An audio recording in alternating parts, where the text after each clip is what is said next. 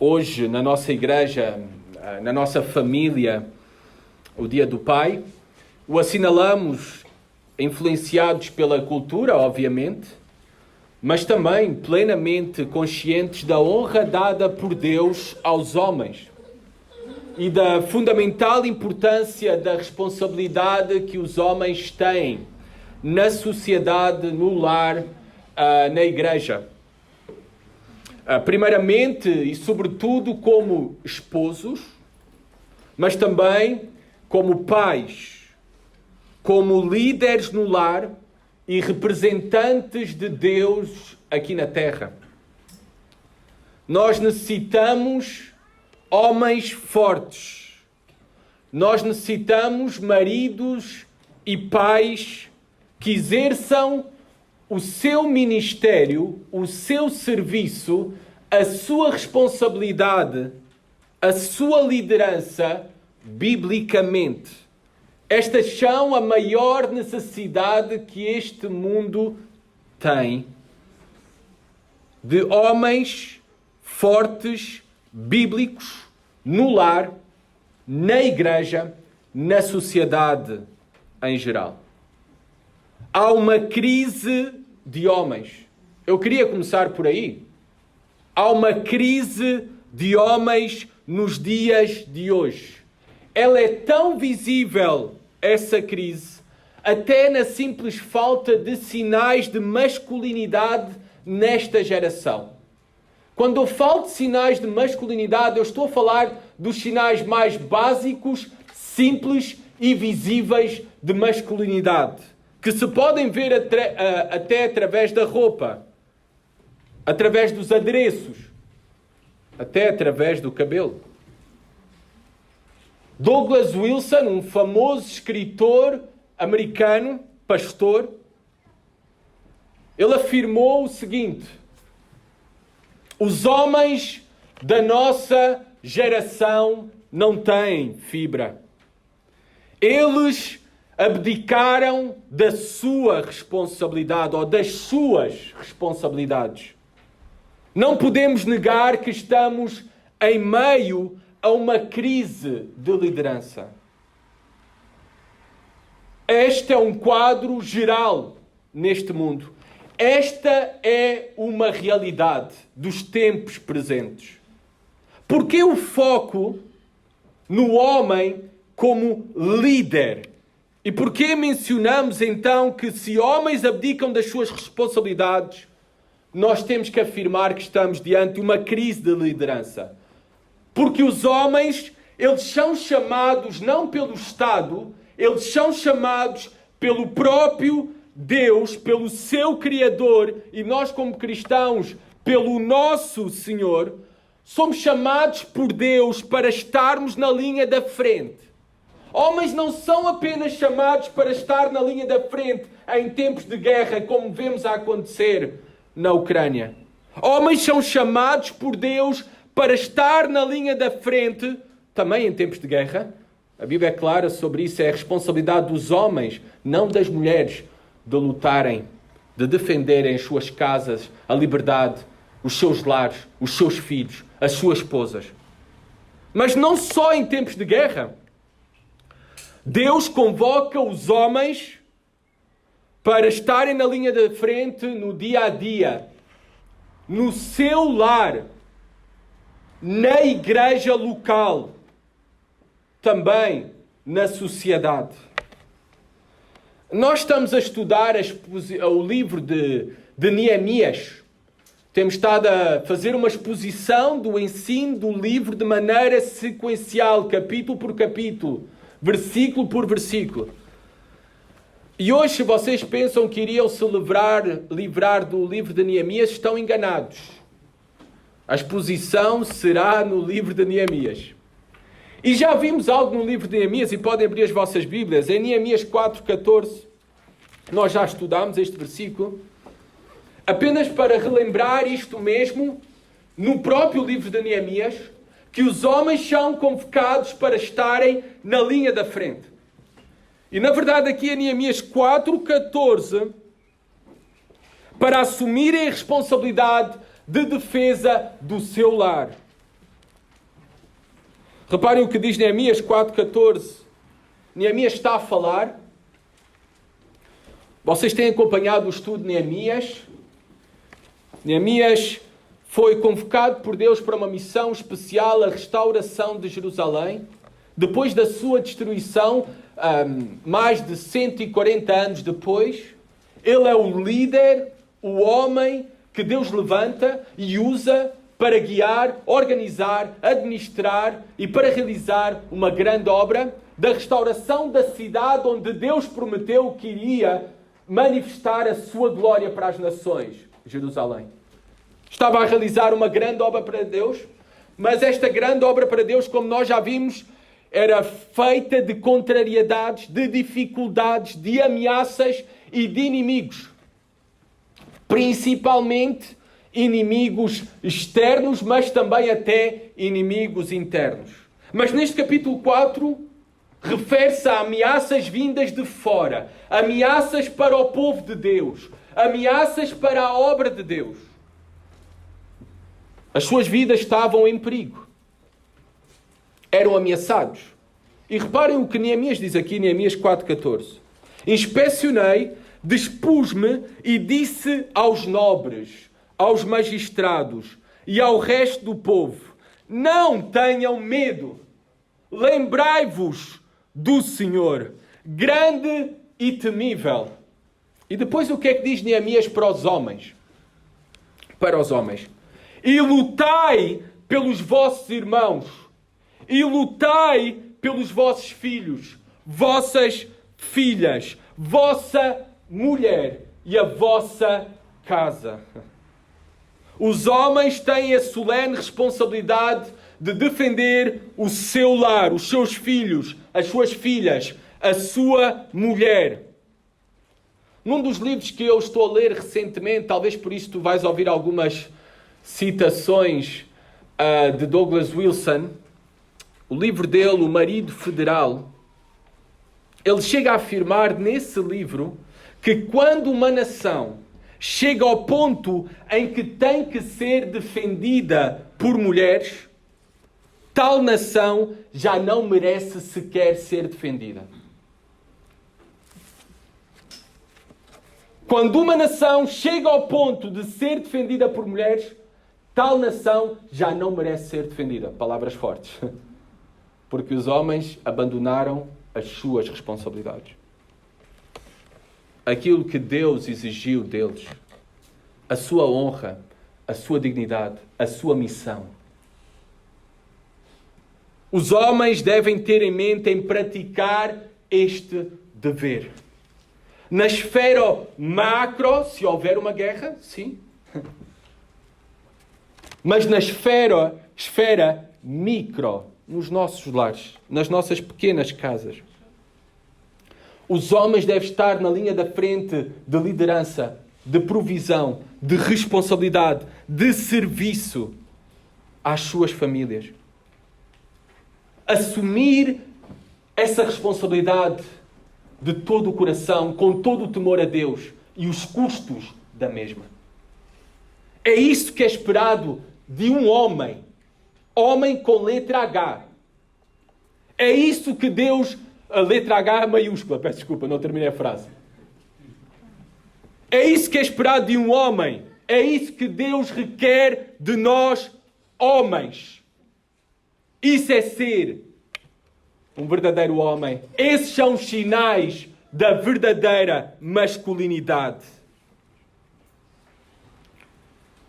Os homens devem ser os líderes no lar. Vocês já ouviram isso repetidas vezes. E eu quero ser mesmo repetitivo esta manhã. Nós devemos ser os líderes no lar, honrando a esposa, primeiramente. Ela merece toda a nossa honra. Ela merece toda a dignidade. Esposas são uma coisa bela, maravilhosa, um presente, uma bênção de Deus em toda a sua dignidade. Então uma esposa grávida não é incomparável. Não há como isso. Em beleza, em dignidade, em honra. Transporta uma alma eterna dentro dela. Nós devemos honrar as nossas esposas, vivendo em consideração com ela, tratando as nossas esposas, diz a Bíblia, 1 Pedro 3,7, tratando-a como vaso frágil, vaso precioso, vaso delicado. Agora reparem, a mulher é olhada ou deve ser considerada como vaso frágil somente perante o marido, não perante a sociedade. Ela deve ser tida como algo frágil, mas somente perante o seu próprio marido, porque está relacionado com o trato, a honra, a dignidade, o cuidado com o qual o marido deve tratar a mulher. Não porque ela é fraca, ou estamos a referir-nos a mulheres fracas. Não é isso. Ela é somente ou deve ser considerada como vaso frágil perante o seu marido, não perante a sociedade em geral. Sabemos que mulheres têm maior resistência à dor do que os homens. Essa é uma realidade. Com certeza. Então, não devemos considerar as mulheres como vasos frágeis perante a sociedade ou vaso mais frágil de qualquer Zé Ninguém. Não. Somente é o marido, o seu marido é que deve considerar a sua esposa como algo frágil no sentido de cuidá-la, honrá-la, de fazer tudo por ela, de protegê-la. É nesse sentido somente para o seu marido. Isto é ser um verdadeiro líder. A nossa ideia de liderança é de mandão, é de chefão. A liderança bíblica é de serviço. É de toalha na mão para lavar os pés. É de prover.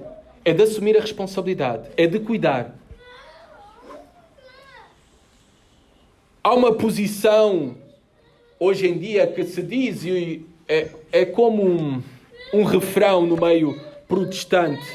É uma posição simplista e tradicional acerca dos valores familiares, que diz que os homens são líderes e as mulheres as suas seguidoras. É muito melhor, acurado, afirmar o seguinte: que o marido é cabeça, e este termo cabeça usado pelo apóstolo Paulo nas Sagradas Escrituras é um termo metafórico que se refere à autoridade. E ele assume essas responsabilidades, as suas responsabilidades. E a esposa deve ser considerada não como seguidora, mas como auxiliadora. E reparem, uma auxiliadora tem uma influência enorme naquilo que é o seu marido, naquilo que é o pai dos seus filhos. Como auxiliadora, tem uma influência determinante. E é isso que Deus desenhou para a família. Homens líderes no lar, tratando as suas esposas com toda a honra e dignidade, valorizando-as como suas auxiliadoras.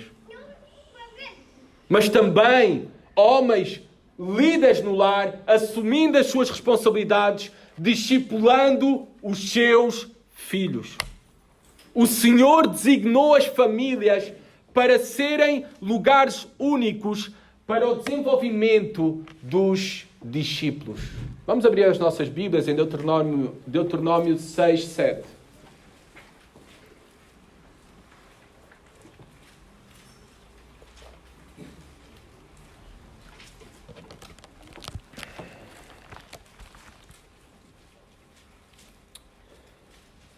Vamos começar no versículo 6. Aqui, Deuteronômio, o livro Deuteronômio significa segunda lei, porque é uma repetição da lei de Deus, das instruções de Deus. Por isso o nome Deuteronômio significa segunda lei. Aqui Moisés está a repetir a lei de Deus, os mandamentos de Deus, as instruções de Deus, porque lei na verdade significa isso, instrução, toda a instrução de Deus.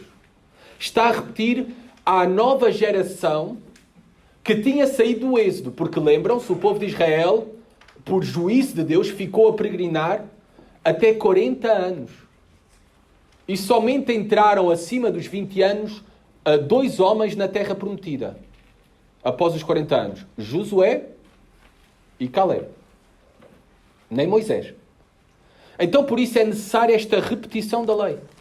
E reparem, Moisés repetindo os mandamentos, a instrução do Senhor, a quem entrega essa responsabilidade?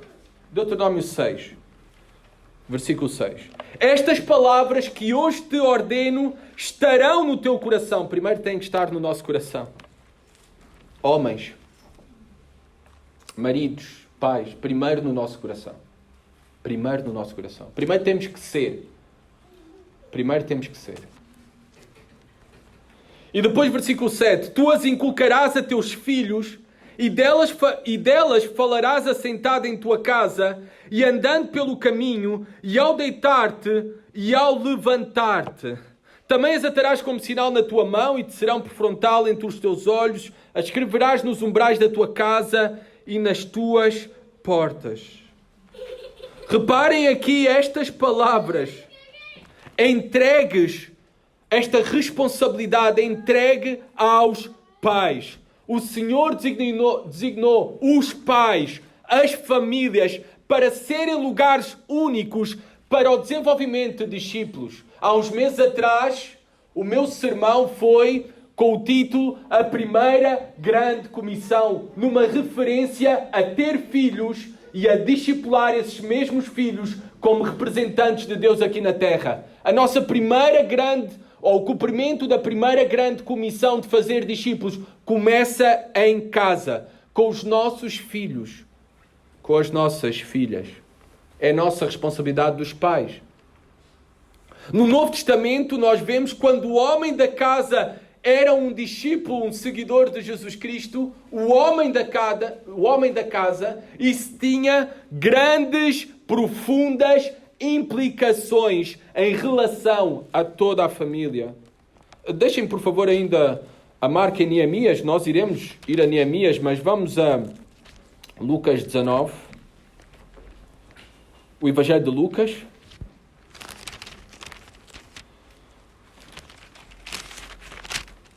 Versículo 9.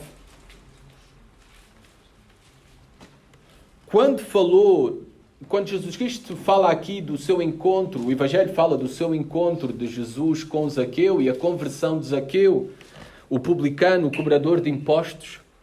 Reparem as palavras do Senhor Jesus Cristo. Então Jesus lhe disse, Lucas 19, 9.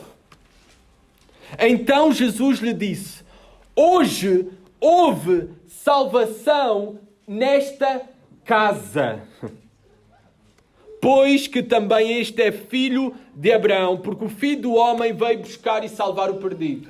Houve salvação nesta casa, nesta família, não apenas em Zaqueu. Outros textos, pelo tempo eu não posso ir convosco, mas referem-se a isso mesmo. 1 Coríntios 7, 14, 2 Timóteo 1, 5 também. Quando o homem da casa é um discípulo verdadeiro do nosso Senhor Jesus Cristo, isso tem implicações em relação a toda a família. Como pais cristãos, nós temos uma santa e sublime convocação. Por isso eu estou aqui de maneira repetida, tal como Moisés em Deuteronômio, a relembrar-vos desta santa e sublime chamada que Deus vos deu, como homens, como maridos, como pais. Não podemos delegar essa missão, essa responsabilidade em outros. Não podemos delegar o discipulado dos nossos filhos no ministério infantil da igreja, que só ocorre uma vez por semana, que nem chega a 1 hora. Não podemos delegar o discipulado dos nossos filhos aos líderes de jovens da igreja. Ou pensar que algum programa, um encontro durante a semana vai fazer a transformação do coração dos teus filhos. A grande comissão e o fazer discípulos foi dado a ti, homem, primeiramente. A ti, pai. É a tua responsabilidade. A igreja é apenas um complemento, uma ajuda, um auxílio. Mas és tu que tens a responsabilidade diante de Deus sobre os teus filhos. É uma grande responsabilidade. És tu que passas mais tempo com os teus filhos. És tu que te deitas e te levantas com eles. És tu que estás todos os dias em contacto com eles. Essa responsabilidade é tua de fazê-los discípulos de Jesus Cristo. É tua.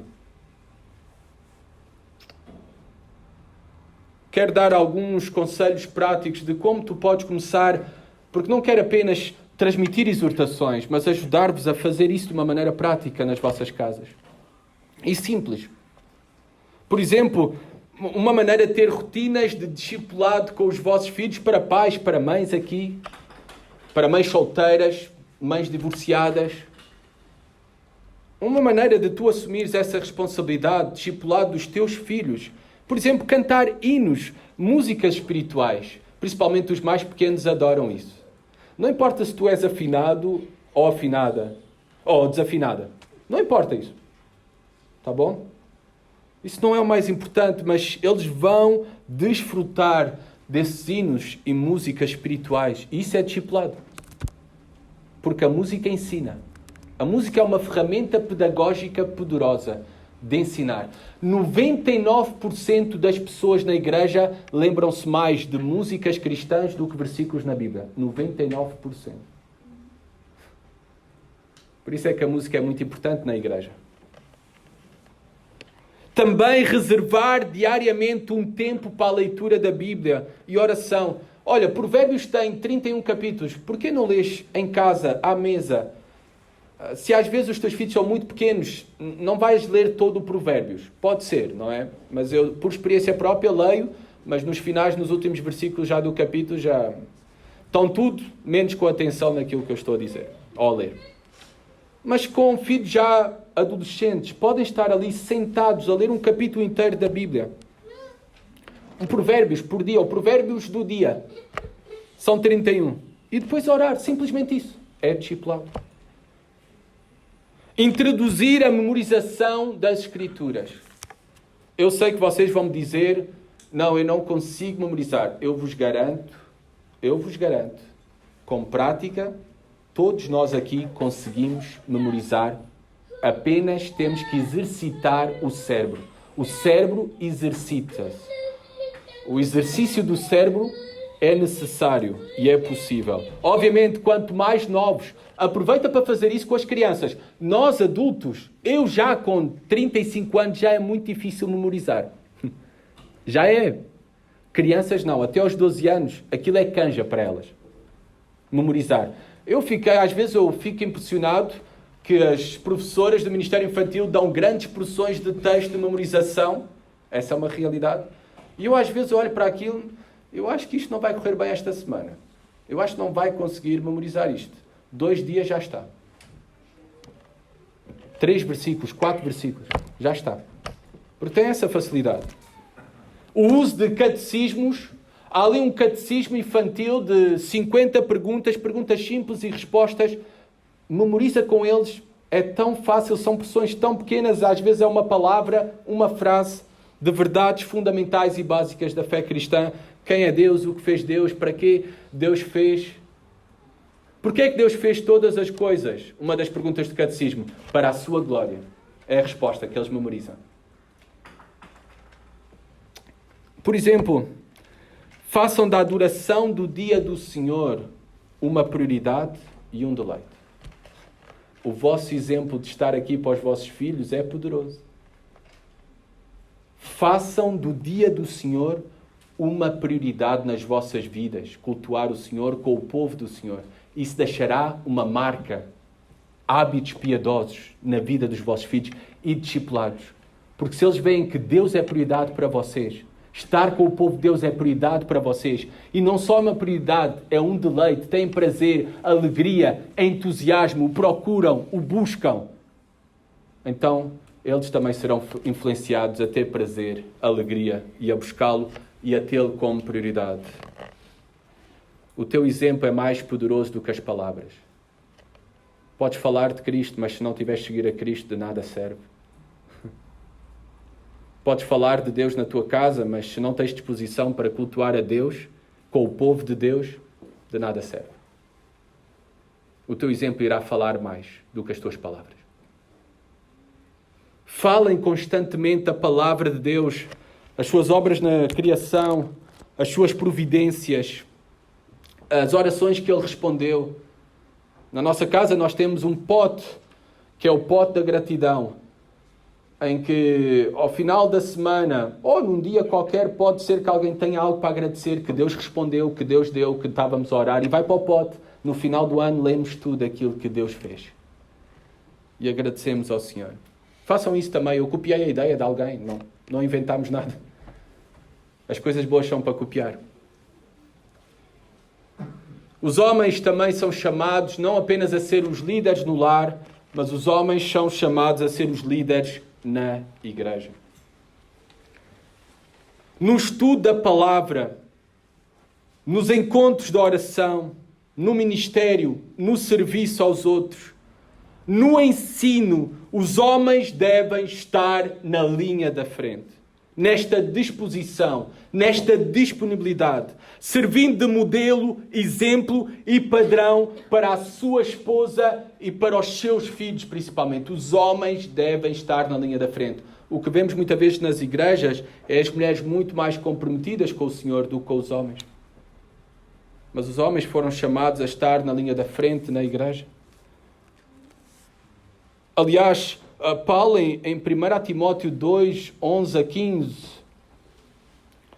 as suas palavras seriam canceladas hoje pelo movimento feminista radical. Mas em 1 Timóteo 2, 11 a 15, Paulo categoricamente exclui a mulher, não importa o quão capacitada seja, da tarefa de exercer autoridade sobre um homem na Igreja de Cristo. 1 Timóteo 2, 11 a 15. Vamos lá para vocês verem que eu não estou a inventar algo. Estas palavras são canceladas pelo movimento feminista radical hoje em dia, mas são a palavra de Deus. E nós ensinamos a palavra de Deus. Nós a abraçamos de todo o coração. Está a falar do contexto, não do lar. Está a falar do contexto da igreja, público, congregação toda reunida. E reparem as palavras. A mulher aprenda em silêncio, com toda a submissão. E não permito que a mulher ensine, nem exerça autoridade de homem. Esteja, porém, em silêncio. Porque primeiro foi formado em silêncio em relação ao ensino, que é o exercício da autoridade. Porque primeiro foi formado Adão, depois Eva. Aqui a ordem da criação também. E Adão não foi iludido, mas a mulher, sendo enganada, caiu em transgressão. Versículo 15. Todavia será preservada através da sua missão de mãe, se ela permanecer em fé e amor e santificação como bom senso. Estas são as palavras de Deus. Ser homem traz consigo uma responsabilidade elevada também na linha da frente da igreja. O padrão é bem alto para nós. Somos chamados a representar a Deus na criação. As mulheres também, como criados à imagem e semelhança de Deus, mas somos chamados especificamente também a representar a Deus no lar, na igreja, como líderes, servos, assumindo as nossas responsabilidades para a glória de Deus e para o bem da nossa família e da nossa igreja. Jesus Cristo é o nosso modelo a seguir de homem perfeito. Ele é o Adão que nós falhamos em ser. Ele é o Adão perfeito. Nós falhamos e continuamos a falhar, mas as boas notícias do Evangelho do nosso Senhor Jesus Cristo é que Ele restaura em nós o que deveríamos ser, os homens que devemos de ser. Ele restaura em nós, capacitando-nos por meio do seu Santo Espírito. Ao conhecermos a Cristo como nosso Senhor e Salvador, os nossos corações são transformados, renovados, e essa obra continua continuamente. E Ele nos capacita por meio do seu Espírito, homens, mulheres, para sermos mais conformes à imagem do seu Filho Jesus Cristo, o homem perfeito. Por isso a força e esta capacidade não vem de nós, vem do nosso próprio Senhor através de nós. Mas a Bíblia está cheia de exemplos de homens comuns e correntes que por causa de Deus se tornaram homens de excelência. Os mesmos servem de encorajamento para nós. Se eles, homens comuns e correntes, se tornaram homens de excelência, um exemplo, um modelo, e realizaram grandes coisas para Deus, nós também podemos. Pela graça de Deus também em nós. E esses exemplos nos chamam à responsabilidade, porque eles são homens como nós. Então nós também podemos ser homens como eles. Homens como Deus deseja. Em Neemias nós vemos o exemplo de um homem íntegro, de um líder excelente. Neles vemos qualidade de homens que todos nós devemos almejar ser. Obviamente, antes que as mulheres se levantem e vão embora, porque pensam que eu só estou a falar para os homens e a focar mais nos homens. Hoje estamos a assinalar o Dia do Pai, tá bom? Tenham paciência, por favor. Eu quero assegurar-lhes que agora todas as qualidades com as quais vamos ver através da vida de Neemias, nós também podemos e devemos achar numa mulher. Vocês, irmãs, todas estas qualidades devem ser achadas numa mulher virtuosa. Mas aqui eu quero colocar o foco, por o exemplo de Neemias é o exemplo do homem, e também porque principalmente os homens são chamados a ser esses líderes, modelo, exemplo, guias, responsáveis pela sua família e também pela família alargada, a igreja. Vamos ler então Neemias 5, 13 a 19. E vamos ver rapidamente aqui estas qualidades de Neemias que nós devemos buscar de todo o coração. Vamos ler a palavra de Deus então, 5, 13 a 19. Também sacudi o meu regaço e disse: assim o faça Deus, sacuda de sua casa e do seu trabalho a todo homem que não cumprir esta promessa, seja sacudido e despojado. E toda a congregação respondeu: amém. E louvaram o Senhor, e o povo fez segundo a sua promessa. Também desde o dia em que fui nomeado seu governador na terra de Judá, desde o 20º ano até o 32º ano do rei Artaxerxes, 12 anos, nem eu nem meus irmãos comemos o pão devido ao governador, mas os primeiros governadores que foram antes de mim oprimiram o povo e lhe tomaram pão e vinho, além de 40 ciclos de pedra. 40 ciclos de pedra, posso estar a falhar agora aqui em ser exato, mas são mais de 400 gramas de prata, tá bom? Até os seus moços dominavam sobre o povo, porém eu assim não fiz por causa do temor de Deus. Antes também na obra deste muro fiz reparação e terra nenhuma compramos. E todos os meus moços, servos, se ajuntaram ali para toda a obra. Também 150 homens dos judeus e dos magistrados e os que vinham a nós, dentre as gentes que estavam ao nosso redor, eram meus convidados à mesa, meus hóspedes. Ou seja, lhes deu comida a 150 homens e às suas famílias. Continuem. O que se preparava para cada dia era um boi e 6 ovelhas escolhidas. Também à minha custa eram preparadas aves e de 10 em 10 dias muito vinho de todas as espécies. Nem por isso exigi o pão devido ao governador, porquanto a servidão deste povo era grande. Lembra-te de mim para o meu bem, ó meu Deus, e de tudo o quanto fiz a este povo. O exemplo de Neemias como homem excelente, como um líder íntegro. Vamos ver aqui rapidamente estes exemplos. Versículo 14. Primeiro deles que nós devemos buscar como homens excelentes, como homens íntegros, que honrem a Deus, é o contentamento. Versículo 14.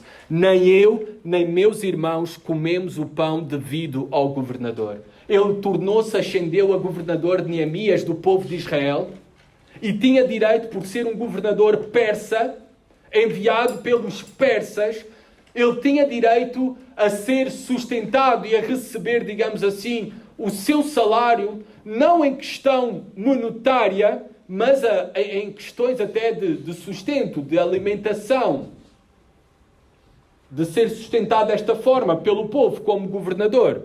Não há nenhum problema com isso. Os governadores também, eles são dignos do seu salário pelo seu trabalho. Mas aqui diz que Neemias, por causa da situação que nós já vimos anteriormente, de extrema pobreza, miséria, dificuldades do povo, Neemias abdicou dos seus direitos, do seu salário público, em bem do povo. Em bem do povo. Nem eu, nem os meus irmãos comemos o pão devido ao governador. Porque se ele aceitasse comer do pão devido ao governador, isso implicaria mais impostos para o povo. Porque tinha que sustentá-lo. E ele abdicou. Agora, porquê é que eu falo de contentamento? A marca do justo, do homem de Deus. Porque, via de regra, o homem quer sempre mais. O homem nunca está satisfeito. Quer sempre um pouco mais. E quando alcança esse pouco mais, ainda quer mais. E nunca está satisfeito com aquilo que tem. Neemias, nós vemos aqui que ascendeu a governador. Ele tinha o direito de certas regalias e privilégios pelo cargo que ocupava, e até era justo que assim fosse, mas ele abdicou de ter mais. Ele abdicou dessas regalias. Ele abdicou até do seu direito pessoal pelo bem do povo de Deus, pelo bem público, pelo bem dos seus irmãos. Uma das coisas que podemos aprender de Neemias é que para Neemias, melhor do que a abundância, as riquezas, para Neemias era melhor o contentamento em Deus.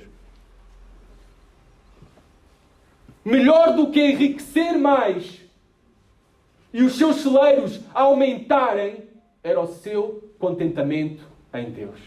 A sua alma tinha maior contentamento em Deus, naquilo que Deus tinha dado, lhe dava, do que nas riquezas. Ele abdicou de tudo isto pelo contentamento que já tinha em Deus e pelo amor aos seus irmãos, ao povo de Deus. Nós encontramos na Bíblia uma oração por contentamento. Rapidamente, Provérbios 30, depois de Salmos, não é? Vocês sabem, Provérbios 30, 8 e 9. Esta deve ser a nossa oração por contentamento, homens, mulheres. Contenta-te com o que tens, porque o que tens foi dado pelo Senhor. Provérbios 30, 8, 9. Esta é uma oração. Versículo 7 começa a oração. 2 coisas te peço, Deus. Não me as negues antes que eu morra. Afasta de mim a falsidade e a mentira. E reparem agora o contentamento. A oração por contentamento. Não me des nem a pobreza, nem a riqueza. Dá-me o pão que me for necessário, para não suceder que, estando eu farto, te negue e diga quem é o Senhor, ou que, empobrecido, venha a furtar, a roubar e profane o nome de Deus. Contentamento, Senhor. Faz-me ser contente com o pão que tu me dás, o pão somente necessário. A segunda qualidade, porque temos que avançar, é o temor de Deus. Versículo 15. Porém, eu assim não fiz por causa do temor de Deus. No versículo 15 ele fala dos seus antecessores governadores. Aqueles que foram antes de Neemias como governadores sobre o povo, oprimiram o povo, lhe roubaram, lhe tomaram o pão e vinho com impostos. Até os seus boys, hoje em dia se usa essa expressão, os seus boys, os seus rapazes, os seus servos, porque a corrupção não é só nos grandes. A corrupção depois desce também, por toda a pirâmide. Há os boys em cada lado, espalhados aí, em empresas públicas, obras públicas e tudo. Mas diz aqui, fala que até os seus moços dominavam o povo, se aproveitavam do povo. Neemias disse, eu e os meus servos, aqueles que estavam comigo, não fizemos isso. Eu, porém, assim não fiz. Porquê, Neemias, não o fizeste? Por causa do temor de Deus. Qual o segredo de Neemias para não ser como os demais homens? Para não ser como os outros líderes, governadores anteriores, avarentos, exploradores do povo, buscando enriquecimento ilícito, privilegiando os seus muchachos, os seus boys, os seus rapazes? A diferença foi que Neemias temia a Deus. E o que é temer a Deus? Temer a Deus é respeitar a Deus. Temer a Deus é reverenciar a Deus. Temer a Deus é ter medo de Deus. Este é o resultado natural de conhecer quem é Deus. Nós temos medo de Deus, medo da sua ira, do seu julgamento, pois sabemos que um dia estaremos diante dele e daremos conta de todas as nossas obras, manifestas e ocultas, palavras, pensamentos. E aquilo que era um freio para Neemias, para não pecar, para não fazer o mal aos outros, era o seu temor a Deus. E aquilo que será um freio na tua vida, para não pecares contra Deus, é o temor a Deus. É o temor a Deus. Esse respeito, essa reverência. Hoje em dia há falta de temor de Deus nos homens cada vez mais. Por isso, cada vez mais, vemos uma sociedade mais corrupta, mais corrompida em todos os níveis da moral. Muitos homens e mulheres chegam a ser piores que demónios. Pois Tiago diz que os demónios, eles temem e tremem. Há homens e mulheres que nem temem, nem tremem de Deus. Chegam a ser piores que demónios. Amados homens, irmãos, irmãs aqui presentes, tu temes a Deus. Tu temes a Deus. A Bíblia diz que é o princípio da sabedoria, é o temor a Deus. Esse é o princípio de ser um homem e uma mulher sábia. O princípio da sabedoria não é o aumento do conhecimento, mas a aplicação correta desse conhecimento, de conhecer a Deus. E esse conhecimento te transforma, te faz um homem e uma mulher diferente. No público, mas também no privado. Fora do lar, mas também dentro do lar. É o temor a Deus. Reparem, Neemias também, trabalhador, versículo 16. Também na obra deste muro fiz recuperação e todos os meus moços se juntaram ali para a obra. Em vez de explorar o povo, ele contribuía para a prosperidade do povo. Ele próprio arregaçou as mangas, saiu dos seus escritórios, do seu gabinete e ele foi trabalhar. Muito podíamos falar sobre a preguiça, sobre as suas desculpas, sobre as suas consequências. Resumindo, a preguiça é uma desgraça. É uma desgraça. Todos os homens, principalmente os homens, maridos, pais, devem ser trabalhadores. A Bíblia nos chama a sermos provedores da nossa família, trabalhadores. Mas ser provedores não de qualquer maneira, porque muitos são provedores, mas não são provedores piedosos. Muitos homens cristãos e mulheres, mas falando especificamente dos homens, desta responsabilidade de serem os provedores principais da família, muitos homens cristãos não pensam no seu trabalho, nos seus negócios, na sua carteira, no seu dinheiro, como algo que está sob a autoridade específica de Deus. Nós até reconhecemos e oramos e que tudo pertence a Deus, mas frequentemente muitos homens vivem como se ele fosse um senhor, um amo ausente da sua vida, que não se importa com o nosso trato diário nos nossos negócios e o nosso trato diário com o nosso dinheiro que ele nos deu. Que ele nos deu. Mas aqui também se vê o temor de Deus, que é o princípio de sabedoria também nesta área. Nunca devemos buscar separar o serviço a Deus da nossa provisão para o lar. Ambas as coisas vão juntas. Provedores piedosos. Provemos para o lar e para a família, servindo a Deus. E esse processo de servir a Deus com o nosso trabalho, com o nosso dinheiro, provendo para o lar e servindo para Deus ao mesmo tempo, obviamente esse processo começa à medida que buscamos as bênçãos de Deus por meio de entregar a Ele os nossos dízimos, como oferta de gratidão a Ele por aquilo que Ele nos dá. Diariamente, mensalmente. Começa por aí o temor a Deus. E ser um provedor piedoso. Porque sou provedor, mas sou piedoso, porque o faço no serviço a Deus também. Alguns de vocês foram educados a dizer, mas isso é coisa, falar de dízimos é coisa do Velho Testamento. E muitos cristãos pensam que na Nova Aliança nós estamos livres para sermos ingratos. Mas Deus ainda ama abençoar aqueles que amam abençoar. Ainda que não demos a Deus com o propósito de obter mais, Ele nos dá de volta para que voltemos a contribuir. E vocês vão ver isto na vida de Neemias. No exemplo de Neemias aqui neste mesmo texto.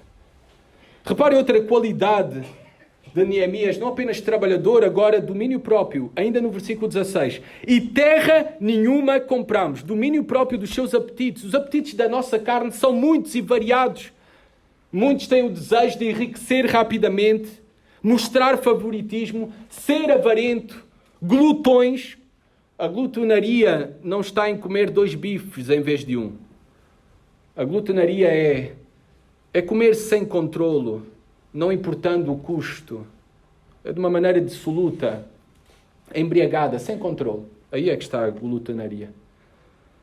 Muitos homens, devido a estes mesmos desejos e outros, desperdiçam aquilo que pertence ao seu lar, à sua família e ao seu serviço a Deus. Desperdiçam em prazeres e apetites. E o que é que vemos Neemias? E terra nenhuma compramos. Quando teve a oportunidade de enriquecer mais e rapidamente, ele não comprou nenhuma terra. Não se aproveitou da situação miserável dos seus irmãos, do povo. E podia muito bem fazer, e de uma maneira legal, até enriquecer. Mas ele não o fez. Não se importou com a miséria. Não passou por cima da miséria do povo. Ele o fez e viveu tendo domínio das suas paixões e apetites. Nós também devemos ter domínio das nossas paixões, apetites da carne.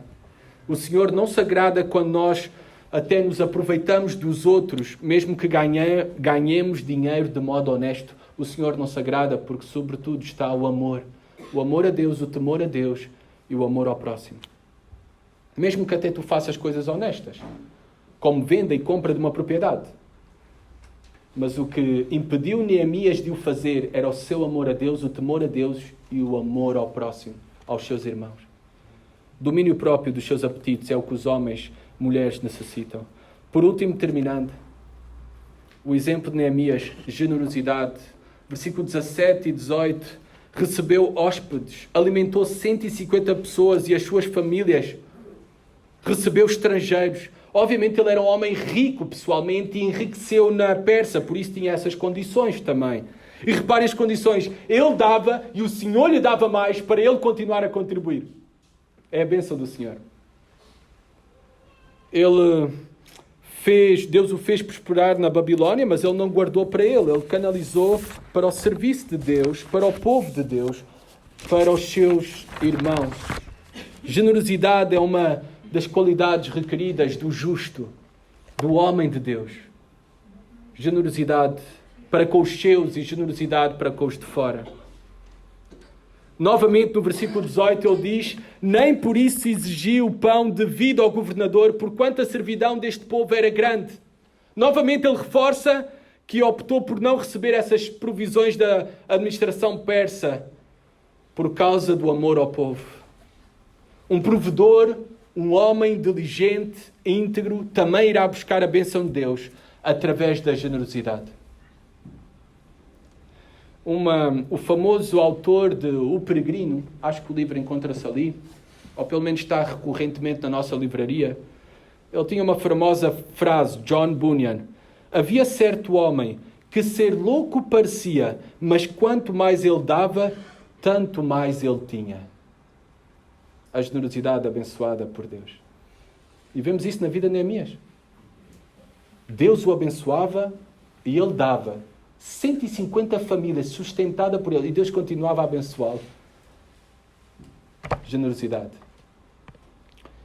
E reparem versículo 19, terminando. Lembra-te de mim para o meu bem, ó meu Deus, e de tudo o quanto fiz a este povo. Neemias vivia para Deus e esperava a sua recompensa no Senhor. Homens, mulheres aqui presentes. O temor a Deus leva-nos, o verdadeiro temor a Deus, a viver para Deus e a esperar que a recompensa vem dele. para Neemias era suficiente e o deve ser para nós, em saber que o Senhor presta atenção a nós e a tudo o que fazemos no temor a Ele e para Ele. E é do Senhor que virá a recompensa, pois Ele o prometeu fazer e assim fará para com os seus. Essa era a esperança e a confiança de Neemias. Essa deve ser a nossa esperança e também a nossa confiança. Colossenses 3, 23 a 24, eu leio para vocês. Paulo diz: e tudo quanto fizerdes, fazei de todo o coração, como ao Senhor e não aos homens, sabendo que recebereis do Senhor o galardão da herança, porque a Cristo, o Senhor, o servis.